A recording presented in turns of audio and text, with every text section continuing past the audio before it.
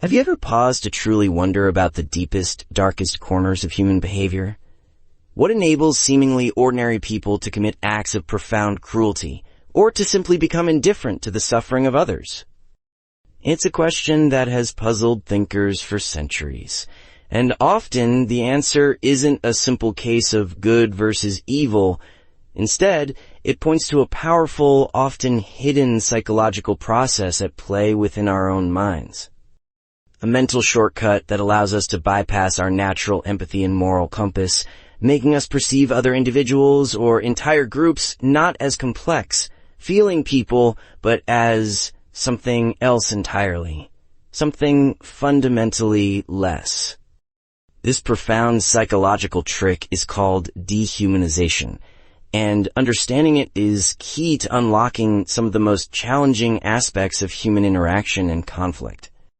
At its core, dehumanization is the psychological process where we perceive individuals or entire groups as less than human. It's like our brain flips a switch, dulling our recognition of their full personhood. It's about stripping them of their unique human qualities, their inherent dignity, and their moral standing. We essentially turn down the volume on their humanity until it's barely audible, or even completely muted. But how does this happen in our minds? The core mechanism involves intentionally or unintentionally suppressing our perception of a target's mind, their complex intentions, or their very soul, their inner world. Instead of seeing a complex, nuanced being, we might focus solely on their superficial physical attributes, or evoke powerful negative emotions like fear, anger, or disgust. This reduction effectively diminishes our empathy and moral consideration for them. When someone is no longer one of us, or even human, the rules of ethical treatment seem to shift dramatically.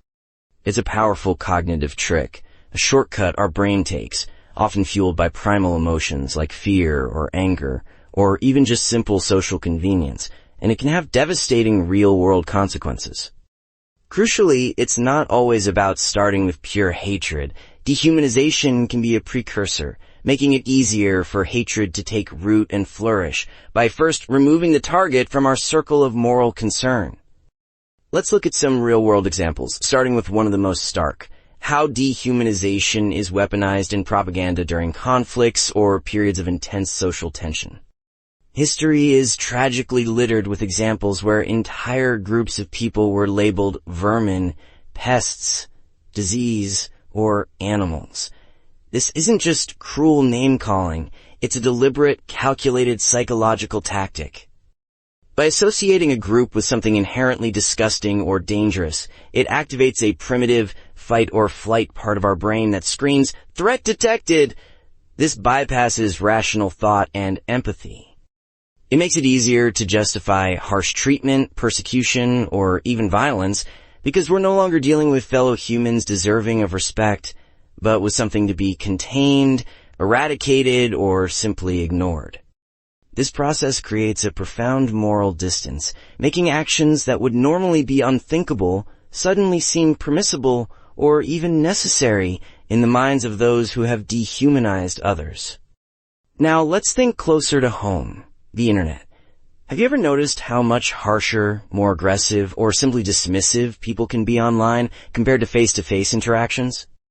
Behind a screen, anonymity and the lack of immediate social cues can make it incredibly easy to dehumanize others. We reduce them to a username, a profile picture, or just an opinion I disagree with.